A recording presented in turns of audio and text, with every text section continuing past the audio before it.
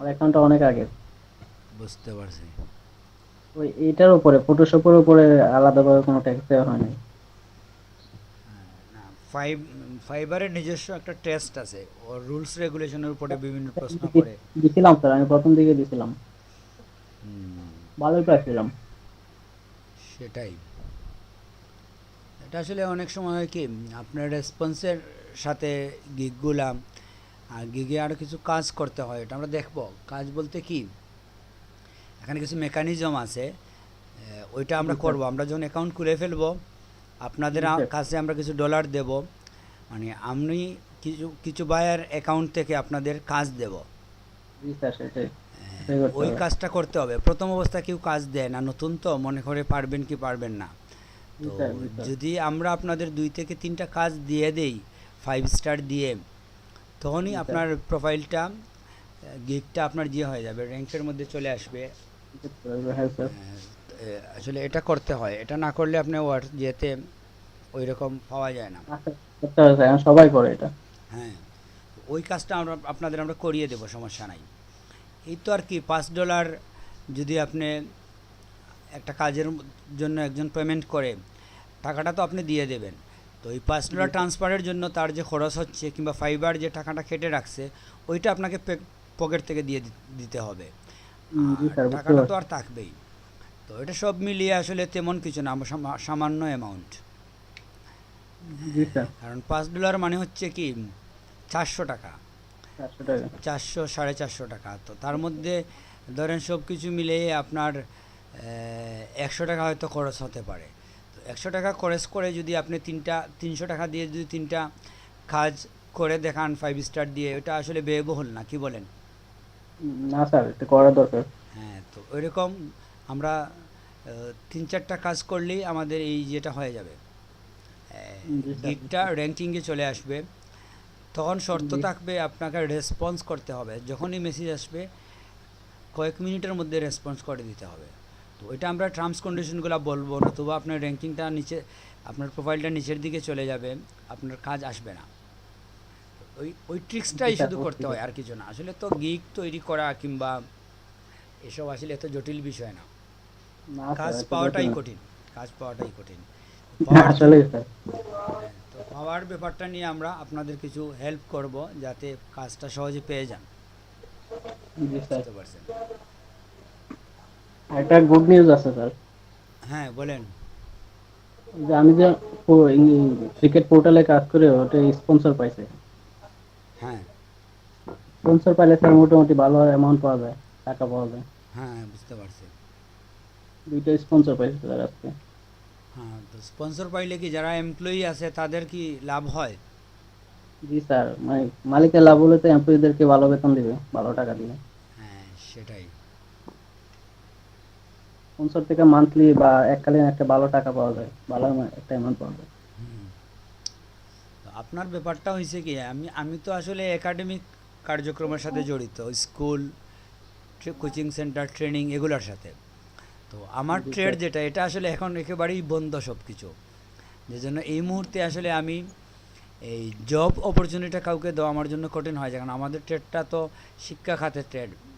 আমাদের একটা স্কুল আছে, আর বাইয়ের, আমরা মূলত 3 ভাইয়ের 3টা শিক্ষা প্রতিষ্ঠান আছে। আমি আইএলএতে চালাই, আমার আরও 2 ভাই আছেন, ওনাদের 2টা যে আছে, একজনের মেডিকেল ট্রেনিং, এই এলএমএফ, এলডিএমএস, এ ধরনের কিছু কোর্স আছে পল্লী চিকিৎসকের, এগুলো নাম শুনছেন?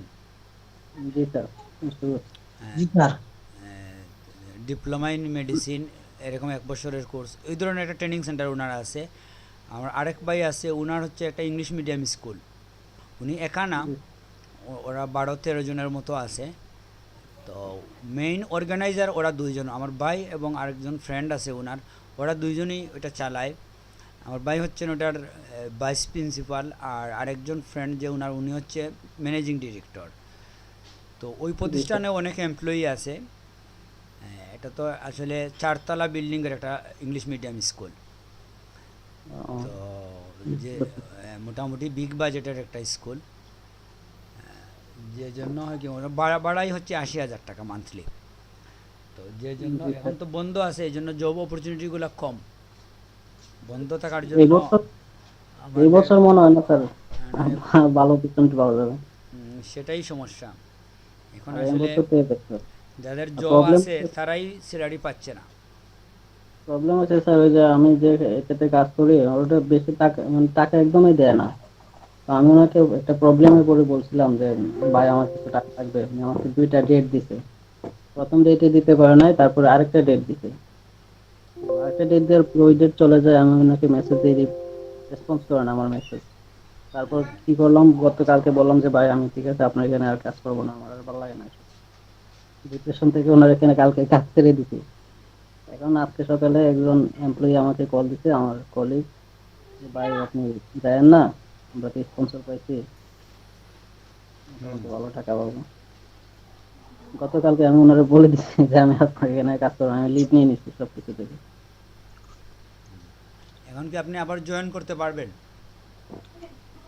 জয়েন করতে পারবো। আমার কলিগের ফোন দিয়ে কল দিছে আমাকে সকালে যে ভাই আপনি যায়েন না, থাকেন। তাহলে দেখেন এখন কি দেখি হয়। কি করবে। এরপর একটা ব্যাপার স্যাপার থাকে না যে আমি এটা ছেড়ে দিলাম আবার জয়েন করলাম, এটা কেমন লাগে। এটা এই জন্য একটা জব খুঁজতেছি আর কি। মানে একেবারে তো খালি হাতে বসে থাকা যায় না। আমি যে চাকরির জন্য এটা অ্যাপ্লাই করবো, এটা তো আমার টাকা লাগে। প্রত্যেকটা চাকরির অ্যাপ্লাইতে 400 টাকা লাগে, 500 টাকা লাগে। টাকা যে এক্সাম দিব এটাতেও টাকা লাগে। ঠিক আছে, টাকার তো প্রয়োজন। এমনি বলছিলাম আর কি আপনার। তবে এটা আসলে আপনাকে একটা জিনিস বলি। আপনি টাকা প্রচুর আপনার থাকবে এরকম অনেক দিন হবে, কিন্তু একেবারেই আপনি যে টাকা নাই এই যে সিচুয়েশনটা, এটা কিন্তু আসলে একটা গুরুত্বপূর্ণ সময়, বুঝছেন? এই সময়ে আপনি অনেক জিনিস রিয়েলাইজ করতে পারবেন যেটা আসলে আগে কখনো করেন নাই, জি স্যার, জি স্যার, বুঝছেন? হ্যাঁ। এই সিচুয়েশনগুলো মানুষের জন্য খুবই উপকারী। এখান থেকে অনেক জিনিস লার্ন করা যায় যেটা আপনি 10 বছরে করতে পারতেন না, বুঝতে পারছেন? জি স্যার। হ্যাঁ, এটা কিভাবে আসলে লার্ন করা যায় আপনাকে একটু আমরা ডিটেলসে যাই এটা নিয়ে। হাসান পাবেল কি আছেন? আর 2টা মিনিট আমি আসতেছি। পাবেল কি আছেন? মাইক্রোফোনে আসেন তো, নাকি জাস্ট ঢুকে আছে?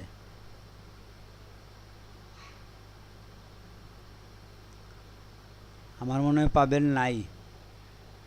পাবেল যদি নাই হয় তাহলে তো আমরা চলে আসলাম 4 জনে, 3 জনে চলে আসলাম। রেজাউল করিম, সুহেল ও ফাহিম, 4 জন আছি আমরা। ইয়ামুল ইসলাম। 4 জন হলে কীরকম কি হয় বলেন? জি স্যার, আমরা তো 4 জন। আচ্ছা, রেজাউল করিম ছাড়া বাকি যারা আপনারা আছেন, আপনারা কি বিকালে আবার আজকের ক্লাসে আসতে পারবেন, 2টার ক্লাসে? জি স্যার, আমি আসতে পারবো। ফাহিমের কি অবস্থা? চেষ্টা করবো স্যার। আজ তো বৃষ্টির দিন, আপনি কোথায় যাবেন? যাবো না স্যার, মানে আসবো। আচ্ছা ঠিক আছে। এই জন্য বলছি যে আমাদের এই ক্লাসটাই তো এক্সাক্ট আমরা আবার বিকালে করব। তো যেহেতু আমাদের এখন গড়িও 12টা হয়ে গেছে এবং আমরা প্রথমে ছিলাম প্রায় 13-14 জনের মতো, এখন আমরা চলে আসছি 3 জন 4 জনে। তো এই বিষয়টা এখন আসলে শুরু না করে আমরা বিকালের বেশি করলাম, আপনারা জয়েন হয়ে গেলেন। জি আপনারা স্যার। যদি মনে করেন যে আর্লি করতে হবে তাহলে আমরা এক্সাক্ট 2টা থেকেই ক্লাস শুরু করে দেব। আর আপনারা যদি বলেন যে না একটু দেরিতে আসবো, আমরা 3টা থেকে শুরু করতে পারি। জেনারেলি আমরা যেভাবে শুরু করি 3টায়। তো আপনাদের জন্য কয়টা হইলে সুবিধা হয়, 2টা থেকে নাকি 3টা থেকে? 3টাতেই কর স্যার, প্রবলেম নেই। 2:30 বা 3টা স্যার। খাওয়া দাওয়া করে আসলেন? হ্যাঁ স্যার, আমার মনে হয় আমিও চেষ্টা করবো স্যার 3টা থেকে অ্যাটেন্ড করার স্যার। 3টাতে এমনিই হয়, আমাদের 2টার ক্লাস 3টাতেই হয়। কথা বলতে বলতে আমাদের একটু সময় যায়, আমরা তো আসলে ডাইরেক্ট ক্লাস করি না, আমরা ক্লাসে কথা বলি। তো এটা আসলে এলইডিপি থেকেও নির্দেশনা দেওয়া হয়েছে সরাসরি। এই প্রজেক্টের যে চেয়ারম্যান, ওনার সাথে যখন আমরা মিটিং করি উনি বলছে যে আপনারা ক্লাসে ঢুকেই শুরু করে দিবেন না ফটোশপ, ইলাস্ট্রেটর এগুলো। স্টুডেন্টের সাথে ব্যক্তিগত সম্পর্ক উন্নয়ন করবেন, কথা বলবেন। তখন ওরা একজন যদি ড্রপ হয় তাহলে আপনিও বুঝতে পারবেন যে আজকে আসে নাই রেজাল্ট করিম। যদি পরিচয় না থাকে তাহলে কে আসলো না ওটা তো মনেই থাকবে না, ঠিক না? জি স্যার। একজন অনুপস্থিত থাকলে আর তার খবর নিতে পারি আমরা। যেমন আমাদের জুবায়ের, ওই যে চাঁদপুরের, উনি কিন্তু অনেক দিন ধরে নাই। জি স্যার। হ্যাঁ, কিন্তু উনি কিন্তু ক্লাসে অনেক অ্যাক্টিভিটি থাকতো, উনি কথা বলতো ক্লাসে, বেশি কথা উনিই বলতো, ওনার অনেক প্রশ্ন থাকতো, ঠিক না? জি তো আমাদের মনে হয় জুবায়েরকে ফোন করে দেখা উচিত, ওনার কী সমস্যা। কারো কাছে নাম্বার আছে? না স্যার, জুবায়ের কোন বেচের? হবিগঞ্জ। আপনাদের বেচের? জি স্যার। ঠিক আছে, আমি কল দিয়ে দেবো। জুবাইরের নাম্বার তো আমার কাছে থাকার কথা, আমি আপনাদের দেখি দিতে পারে কিনা। আপনারা খবর নিলেন, ও খুশি হবে, ঠিক না? জি স্যার শেষ করে দেবেন নাকি ক্লাস? ওনার স্যার। শেষ করে ওনার কি স্যার, এমডি জুবাইর নাকি ওনার নাম? জি স্যার। এমডি স্যার, শেষ জুবাইর।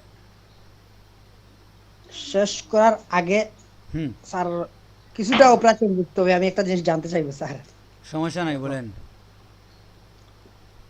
হয়েছে স্যার, ইউটিউবের যে আর্ন, এটা হয়েছে স্যার অ্যাডসেন্স ছাড়া বাকি যে সিস্টেমে আর্ন হয় স্যার, ওগুলা কি হালাল নাকি হারাম? আমি একটা ভিডিও দেখছিলাম, দেখার পরে স্যার আমি প্রশ্নটা করছি, মানে ওর কথা মাঝে মাঝে স্যার আমার উত্তরটা আসছে না, পরে আমি কমেন্ট করছি কিন্তু রিপ্লাই করছি না। ওইটা স্যার যদি একটু জানতাম স্যার, হালাল হারাম?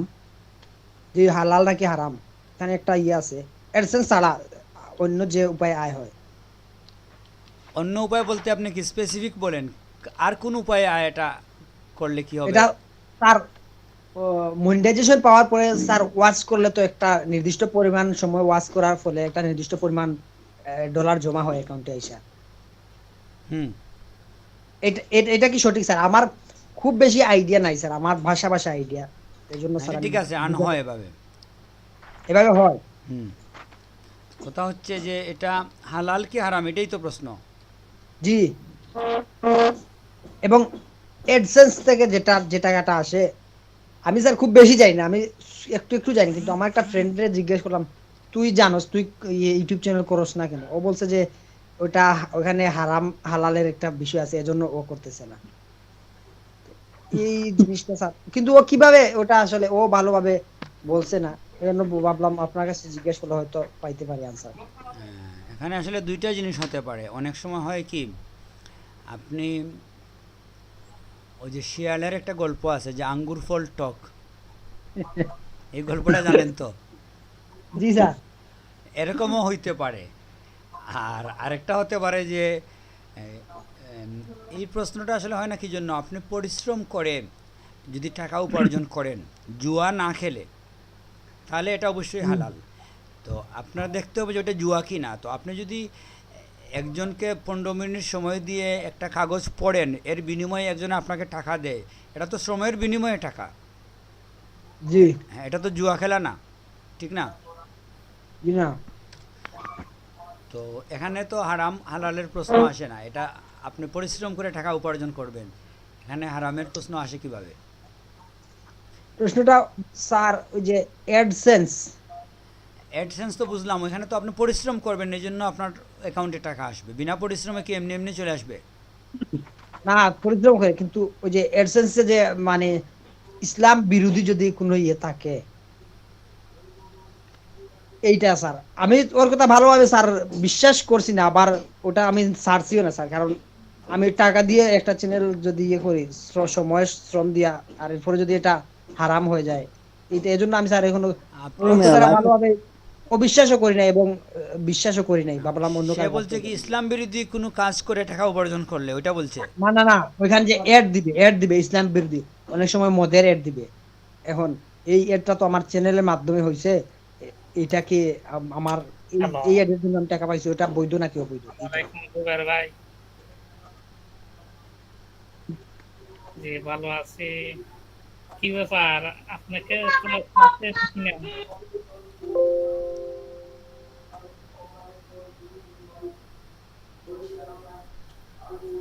ফোনে কথা বলতেছে নাকি? হ্যাঁ, আমরা ও, হ্যাঁ। করেন আমি করেন। রেজাউল করিমকেও ফোন নাম্বার দিছি জুবাইরের, আর সুহেলকেও দিছি। আর আমাদের মনে হয় ইয়ামুল ভাইয়ের কাছে ছিল, উনি কল দিয়ে দিছে। ওনার কাছ থেকে আমরা আপডেট জানবো জুবাইরের কি অবস্থা। হ্যালো আমাদের আমি রেজাল ভাইকে বলি স্যার। কেন রেজাল ভাই, মেনটেন করে না? রেজাল ভাই, জি ভাই বলেন ভাই। ভাই এই যে আপনি ফাইবারে অ্যাকাউন্ট খুলছেন, ফাইবারটা কোন দেশের জানেন? হ্যাঁ, কিসের হ্যাঁ ভাই, কিসের ইসরায়েল মেবি। ইসরায়েলের। আপনি যে এইখান থেকে আর্ন করবেন, এটা হারাম হবে না হালাল হবে? না না, ওটা তো হইছে, ওখানে তো সরাসরি পরিশ্রম, কিন্তু ওই যে ও এটা তো আমাকে এটা বলছে। ভাই, লাইফে চলতে গেলে আপনি এত হারাম হালাল খুঁজতে পারবেন না, বুঝছেন? আপনি ইসলাম ধর্ম মানেন ঠিক আছে, ইসলাম ধর্মের রীতি অনুযায়ী চলবেন ঠিক আছে, কিন্তু ওই যেগুলো সরাসরি হারাম বলছে ইসলামে বা কোরআনে বা হাদিসে, যেগুলো একদম সরাসরি হালাল বলে দিছে, যেমন হুম, আমাদের কতগুলো পশু আছে খাওয়া যাবে না, কতগুলো কাজ আছে করা যাবে না, হ্যাঁ। এগুলো একদম সরাসরি ছাড়া আপনি লাইফে এত কিছু খুঁজে ভাই চলতে পারবেন না। অনেকে দেখছি ব্যাংকে জব করতে চায় না, বলে ব্যাংকে